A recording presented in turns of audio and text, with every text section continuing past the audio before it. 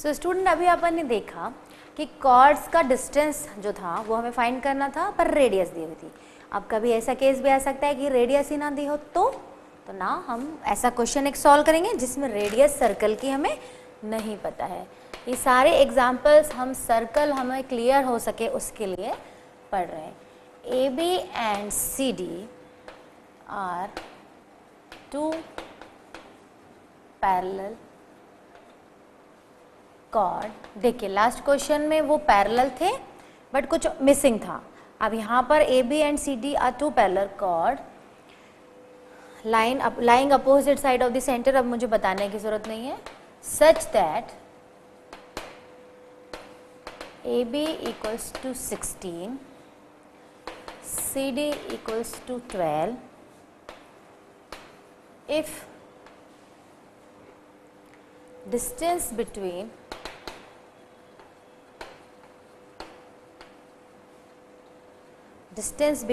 AB and CD is 14 centimeter. Find the radius. देखिए just opposite question of the last one.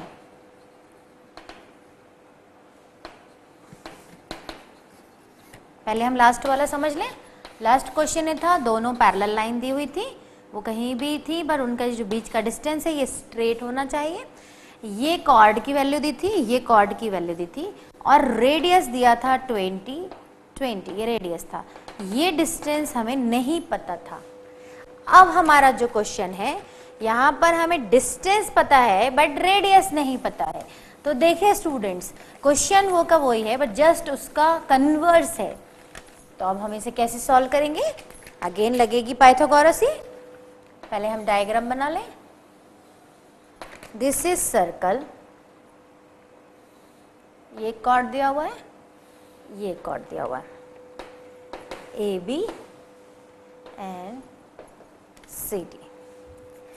Distance दिया हुआ है ये पूरा, वो कितना है 14, यहां से लेके यहां तक इज 14 सेंटीमीटर।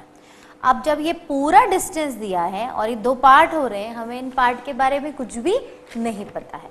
तो हम क्या करेंगे, मान लीजिए इस पार्ट को हमने x ले लिया, ठीक है, मान लीजिए पार्ट x है, यानी 14 में से पार्ट मान लीजिए 5 है, 6 है, 7 है, whatever.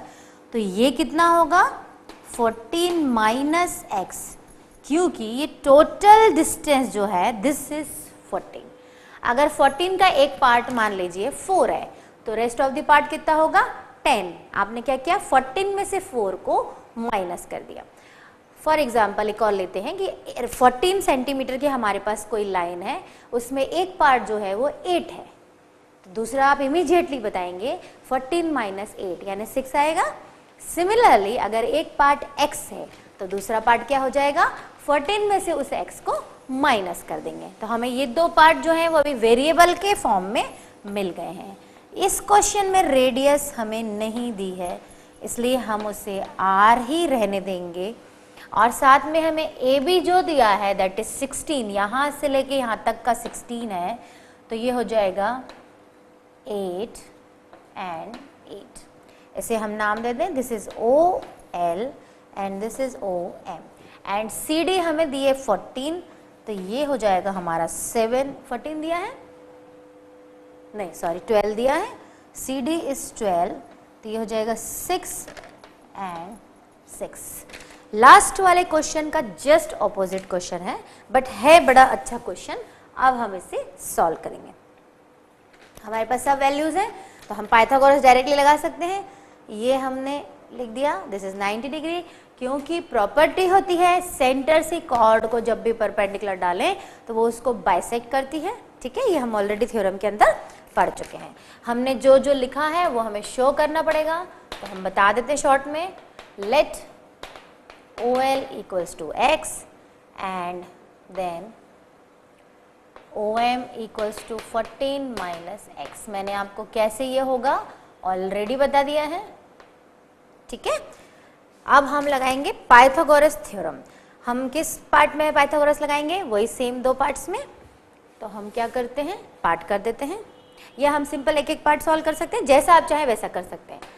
In triangle AOL, Pythagoras क्या होगा, हाइपोटेन्यूज का स्क्वायर मीन्स AO का square equals to AL square plus OL square.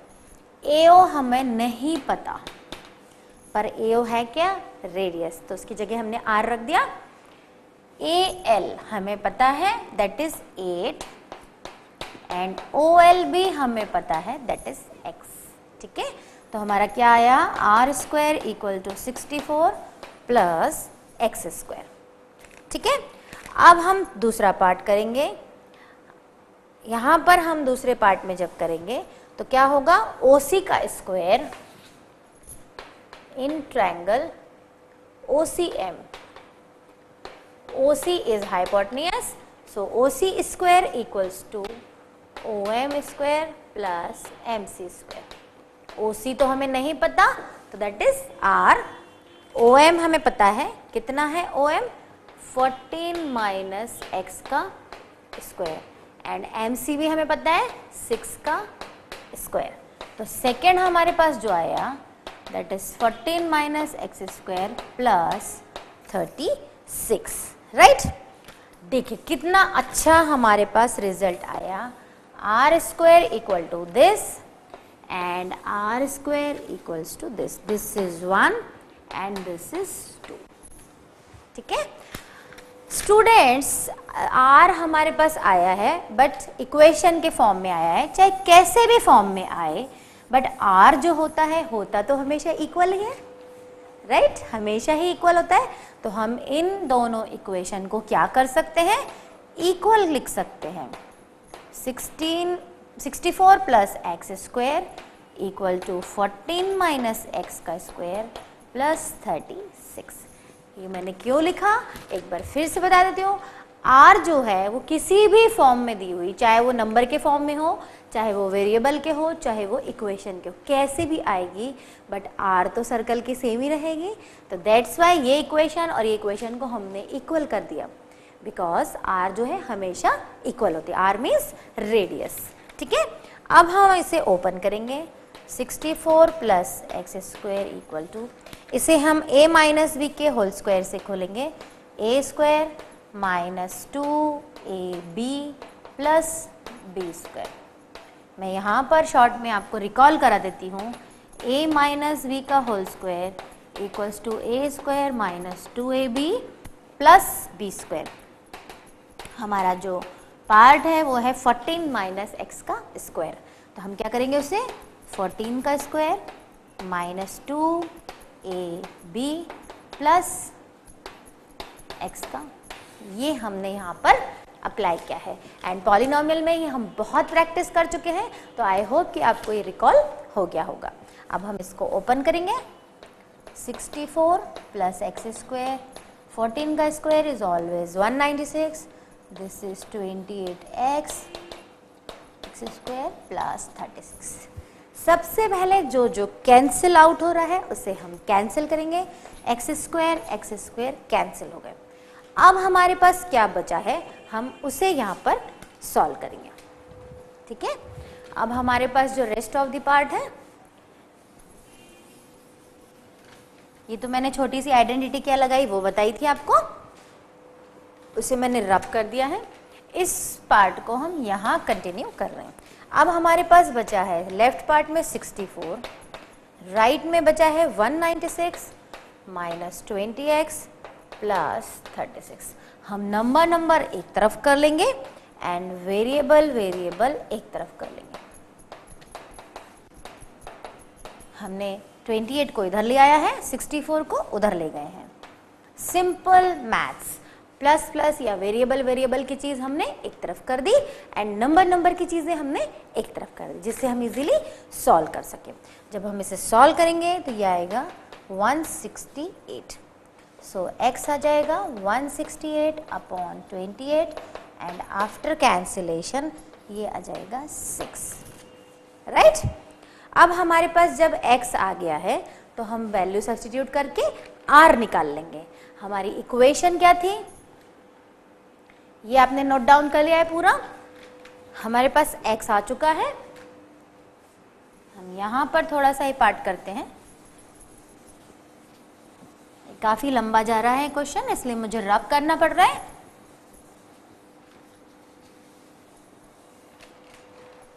Diagram को हम शॉर्ट में बना देते हैं। दो पैरेलल कॉर्ड थी, उनके बीच का डिस्टेंस जो है ये 14 दिया हुआ था, ये x था, ये 14 माइनस x था। हमें r फाइंड करना था, ये है रेडियस, राइट। एंड ये हमें पता था ये 8 है, ये 8 है, ये 6 है, ये 6 है। सिंपल सा क्वेश्चन था। हमारे पास x आ गया है 6। अब हम इक्वेशन 1 या 2 में कहीं भी x की वैल्यू रख देंगे तो हमें r मिल जाएगा, ठीक है। R square equal to 64 plus x की जगह पे हमने क्या रख दिया 6, हमारा आ गया 64 plus 36 means 100।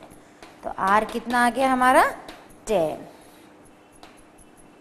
Are square equal to 100 then r equal to 10, यानी ये जो डिस्टेंस था ये हमारे पास आ गया है जो हमें नहीं पता था, ठीक है। तो दोस्तों क्वेश्चन लास्ट वाले क्वेश्चन का जस्ट ऑपोजिट था। वहाँ पर रेडियस 20 दिया हुआ था, कॉर्ड के बीच का डिस्टेंस निकालना था। यहाँ पर हमें डिस्टेंस दिया हुआ है कि दो लाइन एक दूसरे से कितनी दूरी पर है, बट हमें सेंटर से उनकी डिस्टेंस जो है रेडियस वो फाइंड आउट करनी थी। सो ये क्वेश्चन दोनों जो है अच्छे क्वेश्चन है, तो आप इनको अच्छे से प्रिपेयर करिए। सो अभी हमने क्वेश्चन देखा जिसमें हमारी पिछली सारी प्रॉपर्टीज प्लस पाइथागोरस लगा, जिसके थ्रू हमने मिसिंग जो वैल्यूज थी वो निकाली। अब एक छोटी सी बहुत ही स्मॉल सी बट एक इम्पॉर्टेंट थ्योरम है कि अगर हमारे पास 3 नॉन कोलिनियर पॉइंट है, 3 नॉन कोलिनियर, इसका मतलब क्या हुआ कि वो एक लाइन में नहीं है, अलग अलग जगह पर है, ठीक है। एक लाइन में होते तो दे वर कोलिनियर।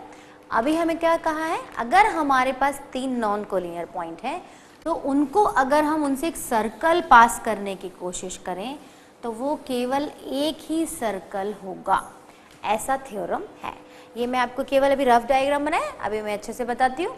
मीन्स कहीं पर भी 3 नॉन कोलिनियर पॉइंट हैं तो उनका कहने का पर्पस है कि there is only one and one circle passing through that 3 non collinear points. कैसे, इसे हम प्रूफ करके देखेंगे, ठीक है। सो अगली थ्योरम जो हमारी है वो इसी पे बेस्ड है कि we have 3 non collinear points. Theorem is there is only one and one circle passing through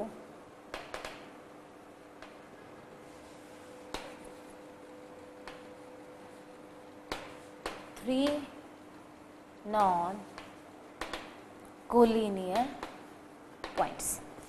means एक केवल एक और एक ही सर्कल पास होगा अगर आपके पास 3 नॉन कोलिनियर पॉइंट्स हैं, ठीक है।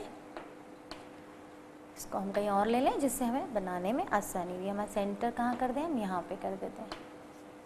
ये हमारे 3 पॉइंट हैं, 1, 2 एंड 3, तीनों अलग अलग जगह पर हैं।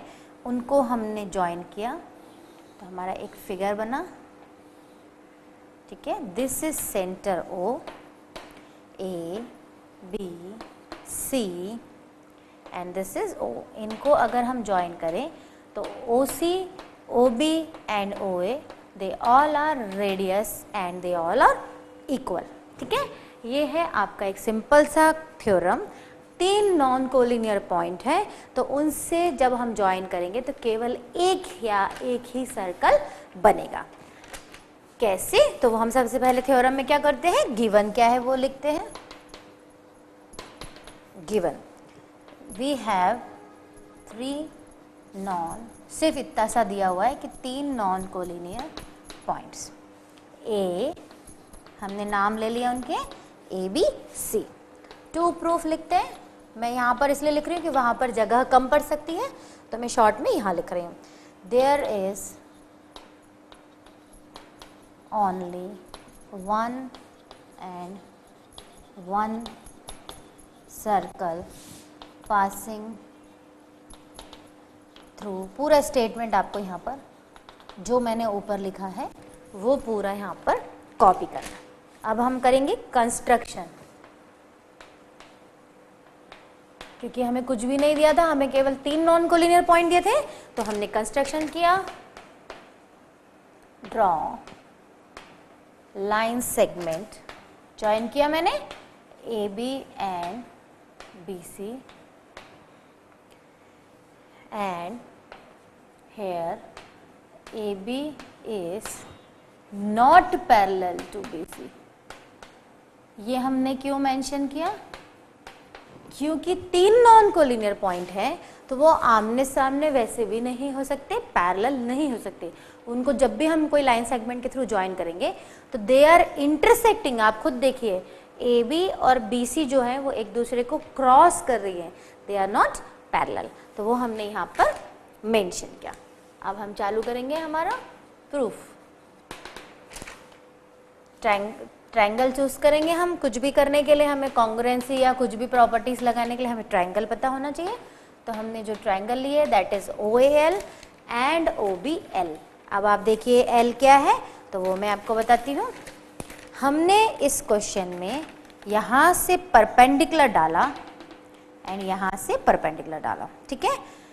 ये परपेंडिकुलर जो डाला इसको हम थोड़ा एक्सटेंड कर देते हैं, इसे नाम दे देते हैं P, एंड सॉरी इसको हमने नाम दिया है Q, और ये वाला जो परपेंडिकुलर हमने डाला इसको हमने नाम दिया है P। ऐसा हमने सेंटर से इस पर एंड इस पर परपेंडिकुलर डाला है। वैसे ब्लू कर देते हैं जिससे आपको समझने में आसानी रहे। This is our centre, this is perpendicular and this is perpendicular, और ये उसका एक्सटेंशन है, ठीक है। This is L and this is M। तो हमने क्या करा, हम डालते हैं सेंटर से जो भी कॉर्ड है उस पर परपेंडिकुलर, तो वो हमने यहाँ पर डाला है। हम इसमें लिख सकते हैं OL इक्वल्स टू OL, क्योंकि कॉमन है दोनों ट्रायंगल में। लाइन क्या है, OL कॉमन है। देखिए OL इधर भी है, OL इधर भी है, तो हमने दोनों ट्रायंगल में OL क्या लिख दिया, कॉमन। फिर हमें पता है AL इक्वल टू BL, जिसका रीज़न मैं आपको बार बार बता चुकी हूँ। अभी यहाँ पर कंस्ट्रक्शन के थ्रू कंस्ट्रक्शन क्या रीज़न है कि ये और ये इक्वल है। सेंटर से कॉर्ड पर जब भी परपेंडिकुलर डाला जाएगा तो वो कॉर्ड को 2 इक्वल पार्ट में बाइसेक्ट करेगा। तो आपको यहाँ पर चाहे तो वो पूरी प्रॉपर्टी लिख दें, यहाँ पर आप लिख सकते हैं थ्रू कंस्ट्रक्शन। तीसरा हमें पता है OLA इक्वल टू OLB, क्योंकि वो 90 डिग्री है। जब हमने सेंटर से इस पे परपेंडिकुलर डाला है, that is quite obvious that these two angle are 90 degree. Triangle क्या प्रूफ हो गए, कॉन्ग्रुएंट प्रूफ हो गए। So triangle OAL is by SAS, triangle OAL is congruent to triangle OLB। अब जब ये कॉन्ग्रुएंट है तो OA क्या होगा, OB के इक्वल हो जाएगा, एंड OB जो है OC के इक्वल होगा, क्योंकि ये सारी क्या है आपकी रेडियस। जितनी भी OC, OB, OA और हम ज्वाइन करें OD, OR, OP, OQ, जितनी भी हम उसमें रेडियस ज्वाइन करेंगे तो वो सारी क्या होंगी, इक्वल। इसका मतलब OA, OB, OC ये सब क्या हो गई, रेडियस हो गई, and they all are equal. अब जब ये रेडियस है, इसका मतलब यहाँ से केवल एक ही सर्कल बन सकता है, क्योंकि हम पढ़ चुके हैं कि एक सर्कल में सेंटर से रेडियस जो है वो हमेशा इक्वी डिस्टेंट होती है। अगर ये डिस्टेंस सारे इक्वल है, मीन्स ये 2 सेंटीमीटर है, ये भी 2 है, ये 2, 2, 2, 2, 2, तो केवल एक और एक ही सर्कल इस 2 सेंटीमीटर की रेडियस से बन सकता है। तो यहाँ पर हमें एक लाइन लिखना पड़ेगी, all radiuses are equal, it automatically means that there can be only 1 and 1 circle is possible. ठीक है, थ्योरम बहुत ही छोटा सा, बहुत सिंपल सा है, आप चाहे तो इसे इग्नोर भी कर सकते हैं, बट ये प्रॉपर्टी को आपको माइंड में रखना पड़ेगा, क्योंकि दिस प्रॉपर्टी इज इम्पॉर्टेंट। बाकी थ्योरम इतनी इम्पॉर्टेंट नहीं है ये,